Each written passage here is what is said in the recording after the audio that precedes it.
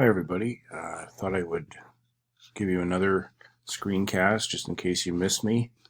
No need to comment. So I just want to talk a little bit about the imagery in King Lear, and it's an interesting play in that regard. There's a very consistent set of images that runs through the play, and I've divided it into images of the natural world and images of the unnatural world, which well, not really the unnatural world, but images of the natural world corrupted, which I've chosen to call unnatural. Um, but you can call it what you like. So let's get going. Um, so the thing about Lear and the issue at the heart of the play is that the natural order's been overturned. It's been upset. And it begins with Lear giving up his throne and disowning Cordelia and then banishing Kent. It actually also begins because the first scene in the play is a discussion of Edmund's illegitimacy, which could be viewed as an upheaval of the natural order in the sense that he's not a legitimate child, and so his unnaturalness in the play is a constant source of um, turmoil and evil and all manner of bad things. But the result of these upheavals is that the experience of the human characters is just corrupted and it becomes broken, really, really broken on a lot of levels. Um, and as a result, the natural world is used to picture the brokenness of the human world and in particular the social order. So it takes the images fit into a few categories, and I've kind of arbitrarily divided them up, but hopefully they'll make sense. So the first set of images are animals. Animals are used a lot to describe characters, and one way of thinking about it is that as a result of Lear's decision and of the decisions that Edmund makes with respect to getting what he wants and dealing with his own insecurity about not being air quotes legitimate, is that humans are reduced basically to animals, and they're reduced in their thinking, how they act, and what they do, the moral quality of what they do. So um, Lear refers to Regan and Goneril as pelican daughters, and the reference here is that pelicans are the legend is that pelicans fed their offspring with their own blood. And so the reference here is that Lear is suggesting that essentially they're bloodsuckers. Um, Lear refers to Tom when he first meets him, Edgar disguised as Tom, as a poor, bare, forked animal. And then at the end of the play, if you haven't got there in Act 5, Lear enters carrying the body of Cordelia, and he just repeats the word howl, which of course is the sound an animal would make. And then he says to her, "Why should a dog, a horse, a rat have life, and thou no breath at all?" Right? So he's saying, you're no better than an animal. In fact, you're worse than an animal, or you've been reduced to something worse than an animal. He doesn't mean it as an insult. He means it as a commentary on just how far things have degraded, that dogs, horses, and even rats seem to have possess more than the daughter of a king.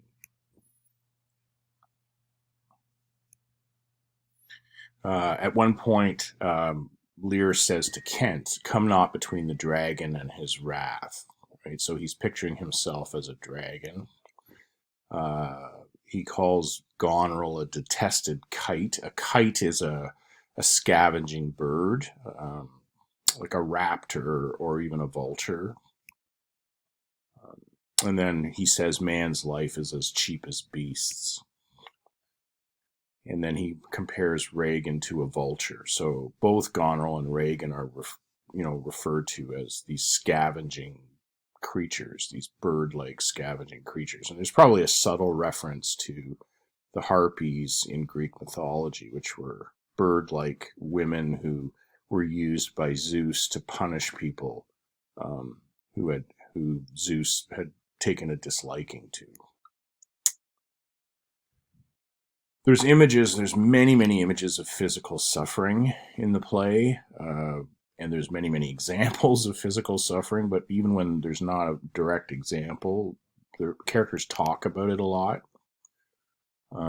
And throughout the play, human bodies are pictured as something to be brutalized, to be torn to pieces, to be punished and physically abused. Gloucester at one point says that he's tied to the stake and must stand the course. And this is a reference to a sport called bear baiting, where they would tie a bear, literally cage a bear, starve it, poke it with sticks, and just get it to the point where it was in a frenzy. And then they would release dogs, which they had similarly starved and treated terribly, and the bear and the dogs would fight. So a bear would fight against 5 or 6 dogs. People would surround it, and they would bet on whether the bear would kill the dogs before the dogs killed the bear. There's a scene of this in the movie Anonymous, which we watched in grade 11, where Shakespeare, Will Shakespeare, and Ben Jonson are at a bear baiting contest, and Will's talking about how he's going to get the money from De Vere. There's a reference to this in Macbeth as well. Macbeth pictures himself as a bear tied to a stake, and he has no choice but to fight unto the end. Lear refers to himself as bound upon a wheel of fire, and that his tears are like molten lead. And the wheel of fire is probably a reference to Fortune's wheel, but it's a wheel of fire because Fortune has treated him so badly. He feels a victim, and even at this point in Act 4, when he's gone through his insanity and returns, he still hasn't fully grasped that, to a large extent, he's the architect of his own misery.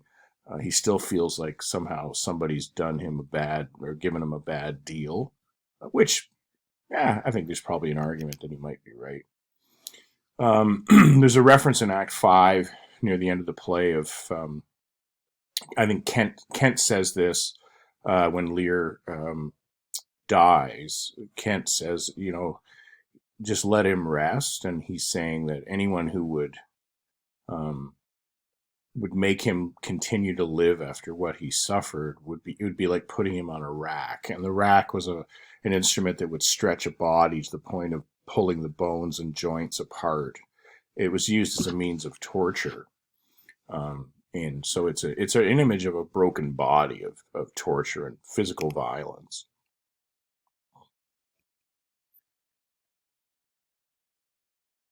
So in Act 2,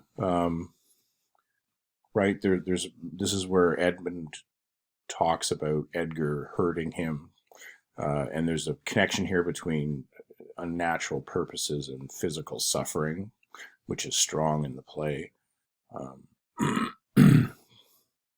And then in Act 3, Lear says, "We are not ourselves when nature, being oppressed, commands the mind to suffer with the body." And this is a reference to Lear's madness, right? He's suffering physically and emotionally, and so he begins to suffer in the storm. And the storm, of course, mimics his own internal storm, his own deteriorating mental state. So there's a connection there between physical suffering and mental suffering that's made. And again, in the storm scene, this contentious storm invades us to the skin. When the mind's free, the body's delicate. The tempest in my mind, right, doth, and then his senses and his physical suffering is mirrored by his mental suffering, and vice versa. Another category is the play's constantly making reference to a broken and a tainted sexuality. There's a lot of sexual imagery in the play. So one critic put it this way: humanity's ability to go forth and multiply and care for the world is corrupted by a tainted sexuality that produces perversions of people. So the normal order of even people's physical sexual relations to one another is used as an image to represent what's gone on or what's degraded in the kingdom as a result of Lear's decision. Edmund in Act 1 makes it clear that he sees himself as powerful because he was conceived in the lusty stealth of nature. This is the speech in which he ends by saying, "God, stand up for bastards." Tom is constantly making sexual innuendo. At one point, he warns Lear to keep thy foot out of brothels. It's possible he's referring to the illegitimate source of his brother, who is in turn a source of a lot of suffering in Tom's life. Edmund refers to men as having goatish dispositions, and goats are known to be not just sexually promiscuous, but just promiscuous. They'll eat anything. They're not particularly picky about their behavior. Goats are symbols of a lack of self-control and evil and that sort of thing. I mean, even Jesus refers to those who don't follow him as goats, whereas those who do are sheep. It's a rather nasty reference to women in Act 4, where Lear says, "Down from the waist, they," meaning women, "are centaurs, though women all above. But to the girdle do the gods inherit, beneath is all the fiends. There is hell, there is darkness, there is the sulphurous pit." Obviously, below the waist is referring to women's reproductive regions. So it's a pretty nasty image there. Disease shows up quite a bit. This makes it a little bit similar to Hamlet, although it's slightly different in the manifestation of it. Disease in Hamlet is referred to mostly in reference to the plant world. So, an unweeded garden, things rank and gross possess it merely. In Lear, the disease is focused more on the human level. So, when Lear first begins to be angry with Goneril, he curses her with childlessness, right? Into her womb convey sterility, dry up in her the organs of increase. I mean, can you imagine saying this about your own child? I mean, it's awful. It's an awful image. Lear says to Cordelia, "Thou art a boil, a plague sore, an embossed carbuncle." A carbuncle is another word for a boil or a cyst or a kind of hidden pocket of infection, right? A carbuncle in my corrupted blood. Lear again, diseased. In this case, it's a mental disease. His wits begin to turn. Lear also admits that he's not ague-proof. An ague is a chill or a disease related to exposure to the elements. He makes it clear that he, and of course, he's not thinking of anyone else, but it's probably true of virtually everyone else in the play. They are all prone to these diseases, both mental and physical. Again, another reference to disease in the flesh. We'll no more meet, no more see one another, but yet thou art my flesh, my blood, my daughter, or rather a disease that's in my flesh, which I must needs call mine. Lear says this to Regan before he runs out into the storm. You're a disease, basically. Right? Lear again, "I am not well, oh sick." Oh no, actually, sorry, this isn't Lear, this is Regan. Goneril poisons her sister, and she dies of the poisoning. So there's a number of images that are used in the play, and they all kind of center around this idea of corruption and brokenness, and they manifest themselves in broken elements that are key to humanity. So health, sexuality, that sort of thing. And Shakespeare was very good at creating these kinds of networks of images and symbols that all kind of work to reinforce the theme. But the thing that starts it is an unnatural act. And that unnatural act is to upset the political order by trying to give up his kingdom, which would be seen as, very, very wrong. And so the result is the natural world, and sort of in a kind of pathetic fallacy, mimics and mirrors the the bad decisions that are made by humans, as if to say, you know, we identify with the brokenness caused by this bad decision. The context of this, of course, is Shakespeare's writing in the reign of James I, who was a Scottish king sitting on an English throne, which created a huge amount of political division.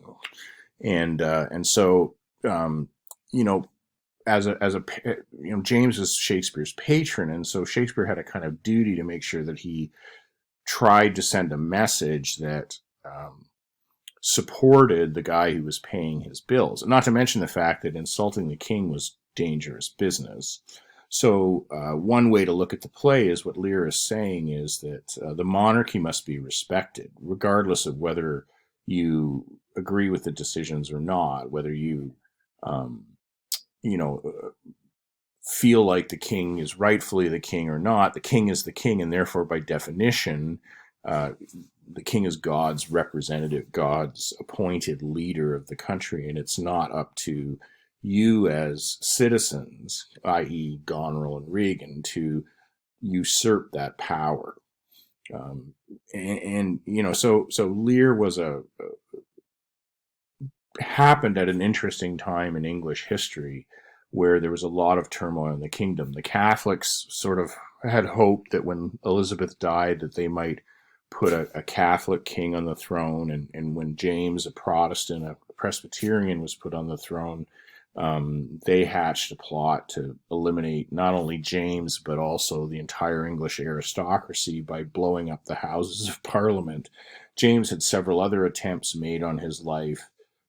And so, it was a time of upheaval. And again, right, so art and literature kind of not only reflects the time in which it's created, but it's often a tool that kind of works to reinforce the social order. On the other hand, you could argue that there's something subversive about Lear. There's in giving up his kingdom, in abdicating his responsibility as a king, Lear is illustrating what's wrong with the monarchy itself, and could perhaps be seen as a kind of commentary on James's lack of qualification, or perhaps inappropriateness, the inappropriateness of him being the King of England as a Scottish citizen. Henry VIII had passed a decree, 50 years earlier or more, saying that no Scottish person would ever sit on the English throne. So, it's really hard to say. Was Shakespeare cleverly undermining James, or was he trying to create an example of what happens when the people don't follow the king? So the good guys, Kent and Cordelia, follow Lear and support Lear and help Lear, even though he's made a bad decision, because he's the king. And that's what you do. Is that the message, or is it a story of a king who just didn't deserve to be king, and what happens when you have a king who doesn't deserve to be king? Either one is up for grabs.